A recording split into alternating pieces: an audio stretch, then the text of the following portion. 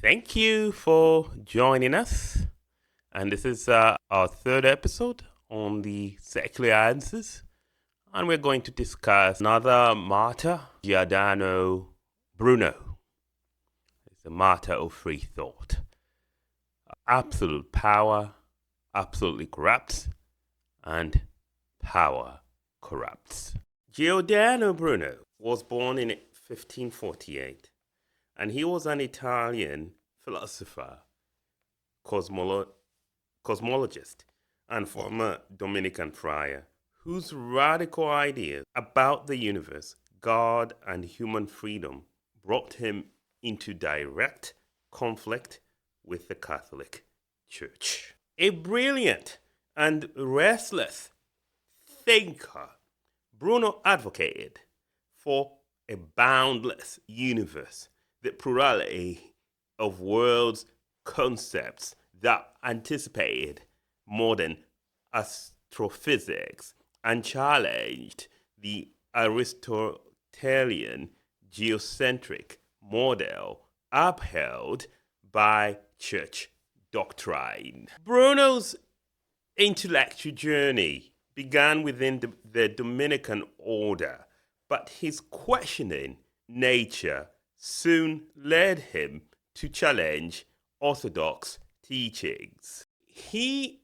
embraced and expanded upon the Copernican heliocentric model, suggesting that stars were distant suns with their own planets, possibly harboring life. He envisioned the universe as infinite and populated by innumerable worlds, a vision that stood in stark contrast to the closed hierarchical cosmos described by traditional Christian cosmology. Yet Bruno's controversial view extended beyond astronomy. Come on, Bruno.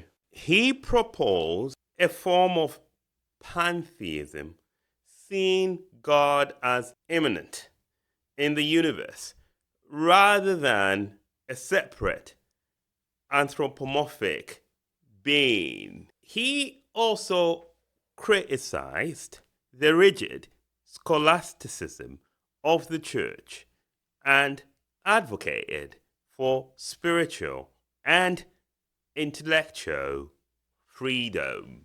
To Bruno, reason and philosophy were divine pursuits that should not be constrained by authoritarian dogma. Obey the church or die. Do you understand, Bruno? These ideas were intolerable to the Roman Catholic Church, particularly during the height of the Counter-Reformation, when it was aggressively asserting doctrinal control. In 1592, Bruno was arrested by the Venetian Inquisition and later transferred to Rome, where he was tried by the Roman Inquisition under the direction of Cardinal Bellarmine. Recant, Giordano. Submit to the church or die. Bruno was charged with heresy on multiple counts, denial of core Catholic doctrines such as the Trinity, the divinity of Christ, and transubstantiation, belief in the plurality of worlds, and holding to pantheistic theology. For 8 years, he was imprisoned, interrogated, and given opportunities to recant. Giordano, listen. Recant or be burned. Despite immense pressure and threats, he refused to renounce his beliefs. On February 17, 1600, Giordano Bruno was burned at the stake in the Campo de Fiori in Rome. You torture and kill me in the name of Christ. According to some reports, his final defiant words were, "Perhaps you pronounce this sentence against me with greater fear than I receive it." Bruno's execution is a chilling reminder of the dangers posed by religious absolutism. The Catholic Church, rather than engage in Bruno's ideas through reasoned debate, chose to silence him through violence. In doing so, it martyred a man whose intellectual courage and visionary ideas were far ahead of his time.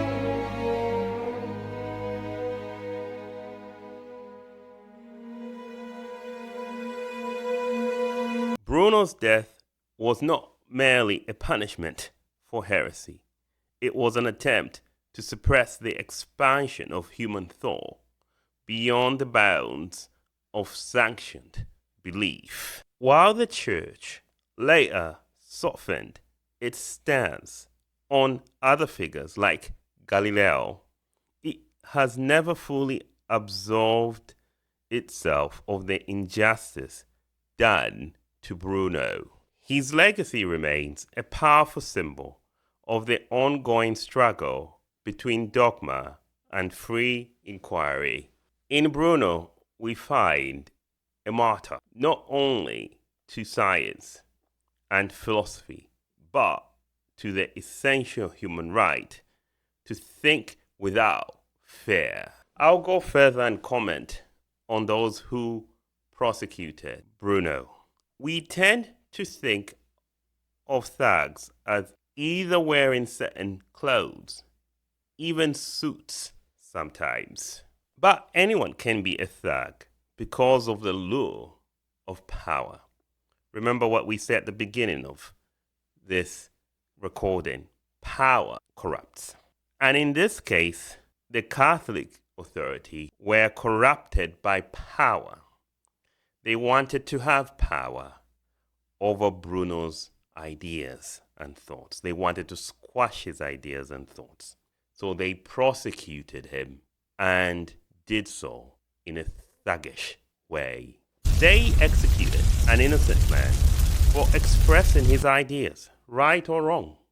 They could be wrong, they could have all been wrong, it doesn't matter. And the fact that the Catholic Church has not apologized for this is at a minimum a travesty. If you're horrified by this story and the behavior, just remember that you will go around the internet and meet people who express a different view on Giordano Bruno. And I'm going to warn you about a particular group of people, who of course will remain unmentioned, who practice this idea of basically either making you feel inept, like you don't know what you're talking about, or making you feel that you're very mistaken. They will gaslight you and tell you that we should not judge people by our moral standards, even though the same people will be quick to talk about the injustices done against Christians during the Roman times. All of a sudden, we are told, suspend this moral judgment. In the case of Giordano Bruno and of Hypatia, suspend it. Don't talk about Hypatia as we had previously described in one of our previous episodes. And don't talk about Bruno in this situation, because why are you doing this? Why are you judging the past who had very different moral standards based on the present? Don't allow people to gaslight you that way. You must judge the past based on your present norms, because if you don't, you're going to get into a lot of problems. And that will mean that you'll be able to justify evil that exists today, because in the future you could just say, well, the future generation would just say that it was part of the culture at the time. You must criticize all evil that exists, even retroactively. The Nazis who were prosecuted at Nuremberg trial were prosecuted retroactively. There was no international standard or international court that was supposed to hold the Nazis responsible prior to the Nuremberg trials. But they were prosecuted retroactively because they committed such an offense. It did not matter that it was retroactive. Now, I'm not saying that you can do that in this case. Of course, you can't. All the people involved in the prosecution of Bruno are dead. I say this to say, what is immoral now was immoral then. Let me repeat this. What is immoral now was immoral then. And to execute somebody for expressing their ideas, no matter who did it, whether it was in the Roman times, against the Christians who were persecuted, or against Hypatia, or against Giordano Bruno, and others. Whatever your faith, whatever your beliefs, doesn't matter. So it's wrong for someone to be killed because of their beliefs, no matter how absurd their beliefs are. We could say that Giordano Bruno, all of his beliefs were stupid and ridiculous. We could say that, but that's not an excuse. There are people that I know, some of them famous, some of them non-famous, who hold views that are even vile, racist, sexist views. But I do not even recommend that even if they hold racist or sexist views, that they deserve to be executed. Nobody deserves to be executed for ideas, even if they're bad ideas. Well, some will say, well, Bruno was difficult. He didn't get along with anybody. Even the Protestants, the Calvinists, said, no, we can't have anything to do with him.